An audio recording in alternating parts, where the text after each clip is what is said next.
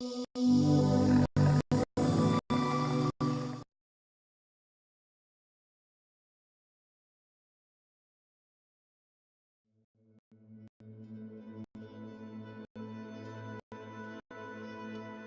an interesting fact.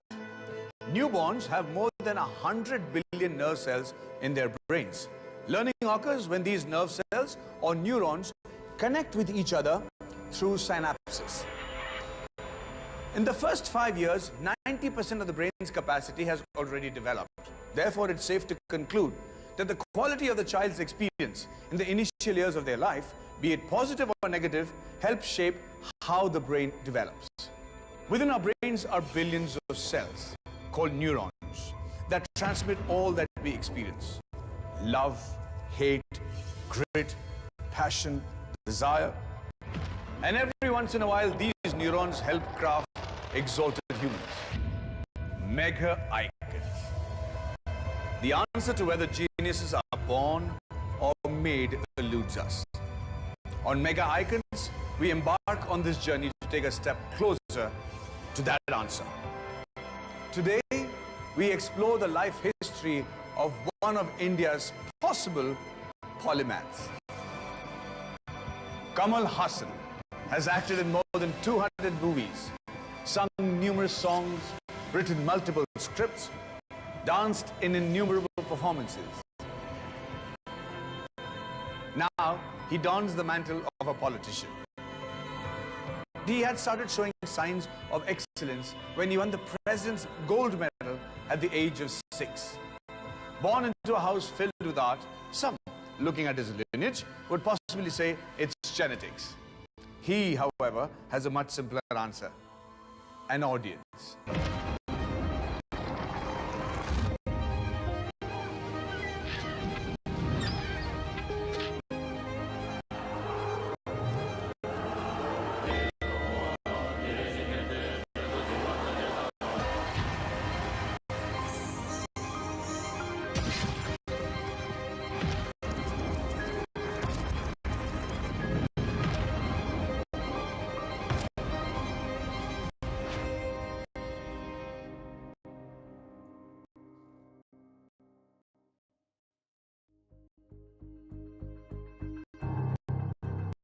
A polymath is a person whose expertise spans a significant number of different subject areas. One can think of a polymath as a classic Renaissance man. Imagine Leonardo da Vinci, who was not only an amazing artist, but also an engineer, inventor, mathematician, and much more. Similarly, Kamal Hassan is not only an accomplished actor, but also a dancer, writer, musician, makeup artist, and much more.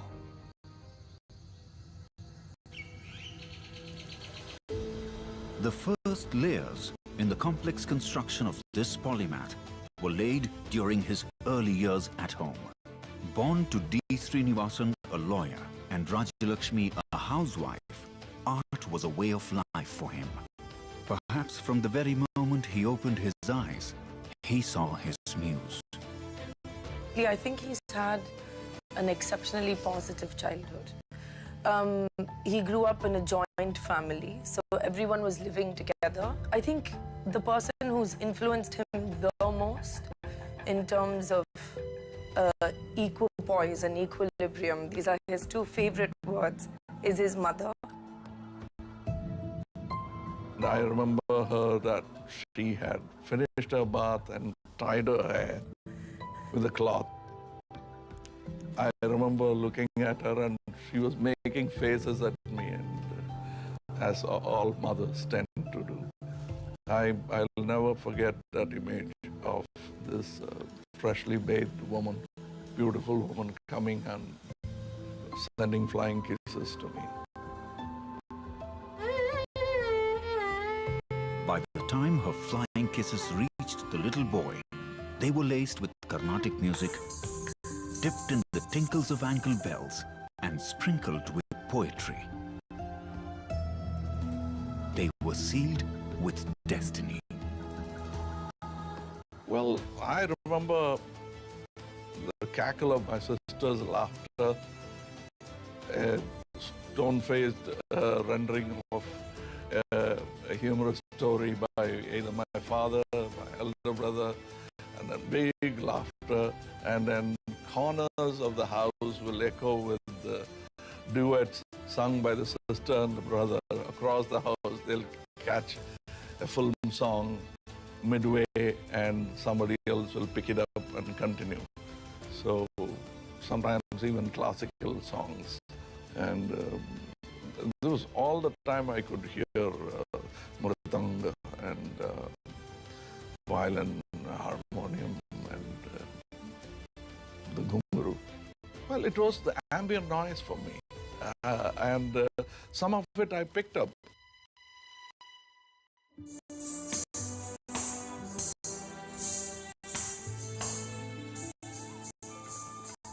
When you grow up in a talented family surrounded by music and all kinds of other rich stimulation and really talented people, it's natural to ask if you end up being really successful as an artist yourself. Is it because of the genes you inherited from your family, or is it because of all of those early experiences?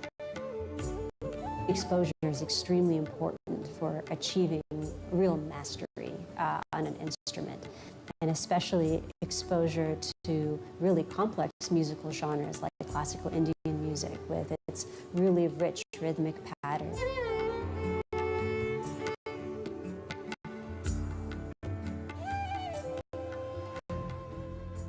So my house had artists coming and staying and performing. We had a stage beside the house. It was a big acreage, and it had an open-air auditorium where every year there'll be a festival of music, dance, and plays. And they came from all over Tamil Nadu, sometimes even from north.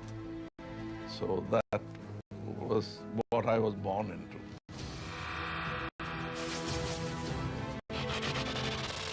Was creativity then hard-coded into Kamal Hassan's DNA? It was certainly present in the bricks of the walls he grew up within. His art may just be an end result of nature and nurture. A delicate balance between genes and environment. The gene environment in the case of Kamal Hassan is a very good example. That he had very luckily he had an environment where everybody was an artist. So he could be molded into a way as he's emerged into. And so he's a very good example of how a gene environment and interaction can actually make a person very successful, creative artist as Kamal Hassan. It was in 1959 that this polymath first grabbed the limelight when film producer A.V. Mayappan chanced upon the young 4-year-old boy who he thought was perfect to play the role of an orphan. He asked the boy if he wanted to act. 1 year later, that little boy Kamal Hassan won the President's Gold Medal for the same film. There's a photograph of me looking at the award. So what is this? Very curious. I'm looking at it. There's no awe. I'm just looking curious as I was expecting a big toy or something because I'm a child and they should be giving me something which I like. Instead, they gave me a silver plate. From whatever he tells me, he loved this set. He thought it was exciting. My mum was a child actor as well, and she says the same thing. I mean, they said this set is just amazingly exciting place with props and animals and people and lights and amazing food and everyone's taking care of you. I think very recently I was watching that video on YouTube or something, and I realized that his body language at 5 years old is like exactly how it is today. So he's always had these qualities. He hasn't changed that much. He's just evolved. It is surprising Kamal Hassan had a happy home, a protected childhood, and loving parents. He also had 3 doting older siblings who played an exceptional role in parenting him. How then did this child, wrapped in so much parental tenderness, play the character of an orphan with so much conviction? At an age when most children are occupied with developing their own emotions, Kamal Hassan was essaying emotions alien to him. Actors have something which is called as a histrionic personality. They have histrionic traits in them. And histrionic trait means that they have that empathy, that they are able to get into some other person's role, some other person's personality, be able to do that much more easily than people who don't have histrionics. So most actors are able to switch on and switch off. They're able to change their personality. And I think the better actors are the ones who can do it very easily. They're able to demonstrate, they're able to exhibit, they're able to get into somebody else's shoes, somebody else's skin. They're able to feel what another person is able to feel and emote it. These histrionic traits would enable him in becoming one of the greatest actors in Tamil, Telugu, Kannada, and the Hindi film industry. This would enable Kamal Hassan to process and perfect the art of method acting. And part of this perfection would involve picking up skills that honed his histrionic traits. Now, whether this process was voluntary or involuntary is anyone's guess, but life did play an important role. One fine day, as a young boy stepped on stage to lip-sync a song in the theatre, the audio spool broke.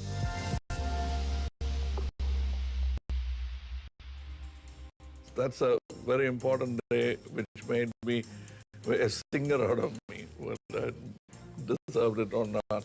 So I was there and suddenly I'm waiting for the song and the mother in deathbed wants her son to sing. And then suddenly I looked and I realized that the tape was cut. And something is wrong with the recorder, they can't fix it. So Shanmugaji, he just looked and asked me, "Can you sing?" I did that. A spur of the moment singing became a lifelong devotion for vocals. Kamal Hassan has rendered his voice to more than 30 film songs. A polymath who could instinctively learn new forms of art was being shaped, his brain changing swiftly with age and with each moment of practicing a new art form. One way that creative thinking differs from other kinds of thinking is that you're able to make connections across otherwise disparate ideas or disparate domains of knowledge. You're able to connect things that other people might not connect. And because you've connected these two things that other people might not think of together, you're able to think of something new, something different, expand your own experience, your own knowledge in a new way. Born in an environment conducive to art, introduced to acting and success at an early age, and having life throw him into singing, Kamal Hassan now consciously searched for the next art form. I remember specifically wanting to learn dance after I saw a dance performance. I was so fascinated. I liked it. It was Kuchipudi performance. At the age of 12, Kuchipudi became Kamal Hassan's next conquest. And it didn't stop there. Wherever his dancing feet led him, his classical Indian dance forms, Bharatnatyam, Kathak, and Kathakali.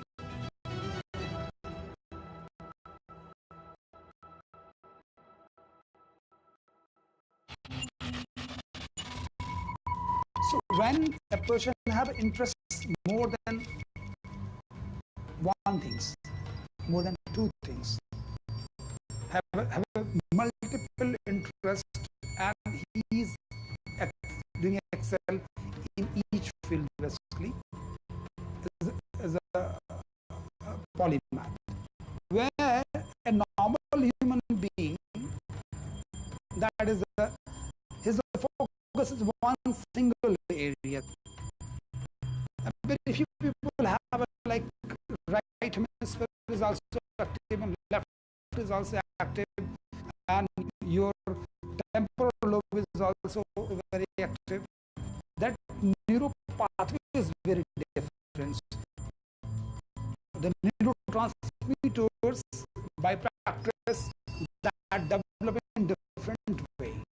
Very strong network in the brain to perform different type of role, different type of act.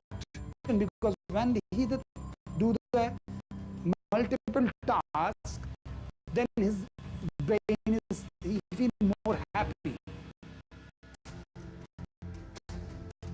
The bricks for the foundations for a monolith was perhaps in the environment he was born into.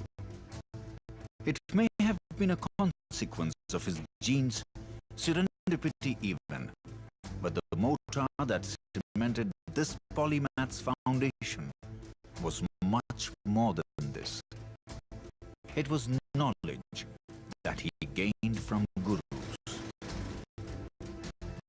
My gurus, all my gurus, they reached out to me. Usually people queue up in front of institutions. It's a series of gurus. It's not enough if I say thank you. I'll have to do better than what they expected me to do. That's the best pranam that I can do for them. And among all his influences, three names stand out that changed the landscape of Indian cinema forever.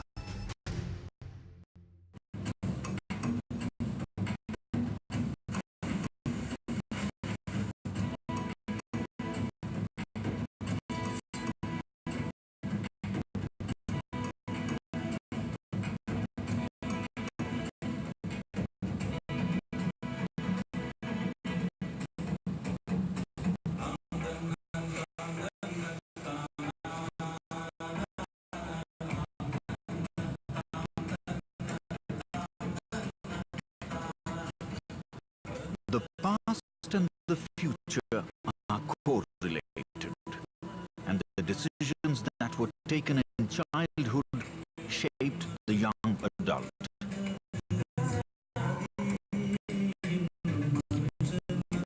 The multifaceted, talented artist who was exposed to strong influences was guided by the best and the brightest. I believe in the idea of being guided well, because I think if you stop learning, you're standing in one place, because the ascent of man is because of his curiosity.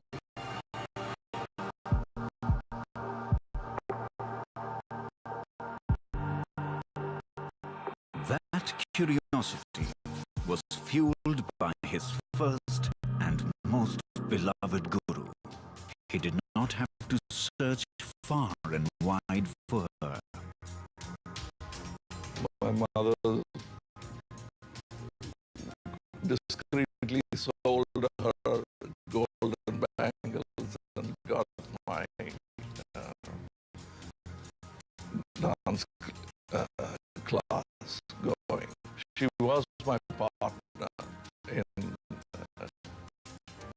whatever I wanted to do. And I think that's the reason why I call my company Raj Kamal Films. Part of her name is in my company, Raj Lakshmi. She did invest in my business.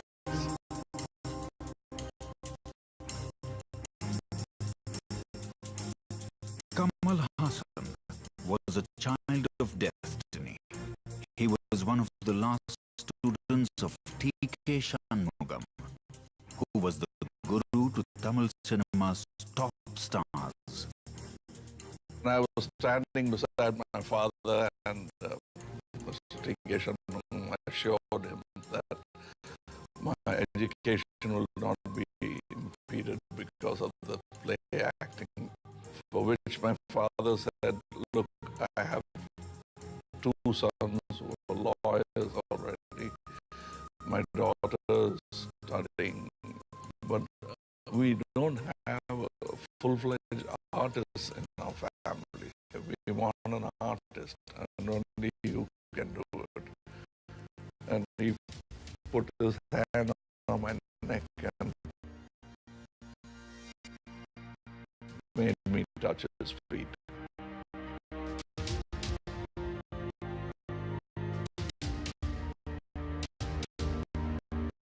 And I think I stood up as an actor. Remember the broken audio spool? Well, T.K. Shanmugam was standing right next to it, smiling, giving confidence to a young boy to sing. But if there's one guru that crafted this mega icon into a world-class performer, screenwriter, director, and an artist par excellence, it was the legendary K. Balachandar, who started his letters to Kamal Hassan with "My Dear Rascal." The big portrait, black and white portrait you find outside my office is of that man. He changed my life again. It's like meeting another Charu Hassan, Arshi Shakti, T.K. Shanmugam, all rolled into one. I was 18 and a half. I thought he's looking for an assistant, actually he's looking for an actor. And it was a very small role, and he made me do that role and suddenly liked what I was doing. So when they made stories, they started making stories especially for me. So much so that we did 36 films together. That's a lifetime. And Mr. Balachandar, it became a father-son situation, including the differences of opinion. The results of this relationship are there for all to see. Between 1960, when a 6-year-old won the President's Medal for Acting, and 2016, when a 61-year-old Kamal Hassan was honored with the prestigious French award, the Chevalier de l'Ordre Arts et Letters, are 200 films, 4 national awards, numerous Filmfare awards, a Padma Shri, a Padma Bhushan, and 59 years that an actor has spent outside the box. In between these 2 years are some of India's most memorable performances of a mega icon. A polymath, a genius, a method actor who never failed to experiment. If we look at Punnagai Mannan, again one of my favorites, he did two roles. He did a version of Charlie Chaplin. And how cool is that to not fall on your face flat while trying to imitate Charlie Chaplin? So he played Chaplin Chalappa in it, in one of the roles, and the other role he plays a dancer. And it's fantastic. Even as a film, it's one of the greatest films ever. At a time when loud, heroic dialogues were the order of the day, Kamal Hassan starred in Pushpak, a silent film. When movie stars were sporting the tough, angry look, Kamal Hassan decided to break the social boundaries on screen to play a person with dwarfism.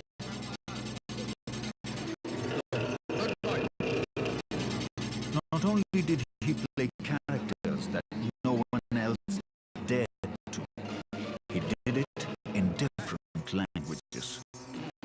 Puro Southern Girl, where he plays a dwarf, and to actually commit yourself to playing a little person and to bring that amount of dignity to that role without being the butt of all jokes, you know. And I think that is what he does. He picks these characters who are underdogs, who probably exist on the fringes, and he gives them so much dignity and warmth, and he makes you root for them because he has you invested in the character. I think that's what makes him a great actor.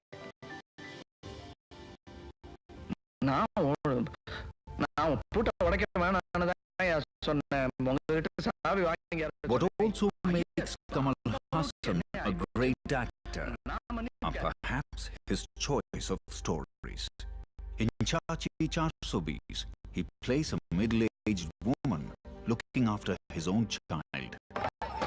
In Hey Ram, he creates an alternate historical narrative where the protagonist is plotting to kill Mahatma Gandhi. Most Mahatmas don't admit they are one. You'll deny it if I say you are. In Dasavtaram, he plays